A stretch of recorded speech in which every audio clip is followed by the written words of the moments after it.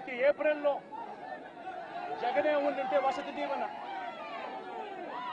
దీవెన ప్రతి ఏప్రిల్లో ఒక ఇన్స్టాల్మెంట్, వసతి దీవెనకు సంబంధించిన ఒక ఇన్స్టాల్మెంట్ ప్రతి తల్లి ఖాతాలోనూ పడి ఉండేది. జగనే ఉండింటే ఈ పాటికే రైతు భరోసా రైతన్నలకు వచ్చి ఉండేది. ప్రతి సంవత్సరం జగన్ జూన్లో రైతు భరోసా అమౌంట్ ప్రతి రైతుకు క్యాలెండర్ పెట్టి మరీ ఇచ్చాడు. జగనే ఉండింటే అమ్మఒడి డబ్బులు ఈ పాటికి తల్లులకు వచ్చి ఉండేటివి.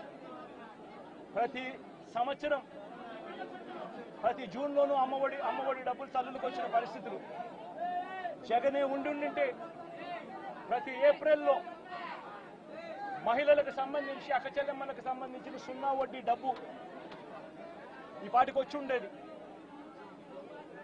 జగనే ఉండింటే మత్స్యకార భరోసా అన్నది ప్రతి ఏప్రిల్ 15 నుంచి జూన్ 15 మధ్యలో క్రమం తప్పకుండా జగన్ మత్స్యకారులకు తోడుగా ఉంటూ మత్స్యకార భరోసా ఇచ్చాడు.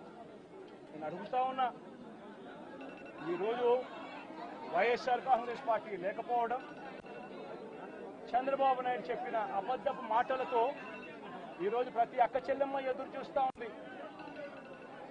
ఆ రోజు చంద్రబాబు నాయుడు అన్న మాట, జగన్ అయితే కేవలం ఒక్క 15,000 మాత్రమే ఇస్తాడు పిల్లల్ని బడికి పంపిస్తే, చంద్రబాబు నాయుడు అధికారంలోకి వస్తే 15,000 నీకు, 15,000 నీకు, 15,000 నీకు, 15,000 నీకు, 15,000 నీకు, నలుగురున్నారా మీ ఇంట్లో పిల్లలు 60,000, మళ్ళా ఇంట్లో వాళ్ళ అమ్మను చూపించి నీకు 18,000.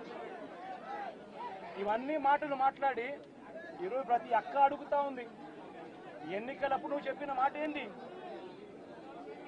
ప్రతి 18 సంవత్సరాలు నిండిన ప్రతి వయసు గల అక్క, 18 నుంచి 59 సంవత్సరాలు గల వయసు గల అక్క చెల్లెమ్మకు ప్రతి నెల 1,500 ఇస్తానన్నావు.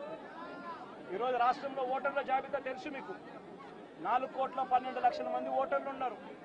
ఓటర్ల జాబితా అంటే దాని అర్థం ఏమిటి? దాని అర్థం వాళ్ళందరూ కూడా 18 సంవత్సరాలు పైబడిన వయసు పడిన వాళ్ళనే కదా దాని అర్థము. మరి అందులో 2,10,00,000 మంది అక్క చెల్లెమ్మలు ఉన్నారు, 18 సంవత్సరాలు పైచిలుకు పడిన వాళ్ళు.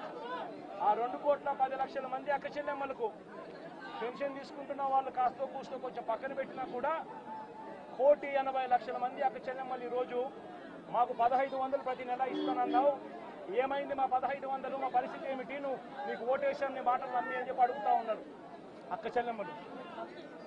ప్రతి అక్క ప్రతి పిల్లలు అడుగుతా.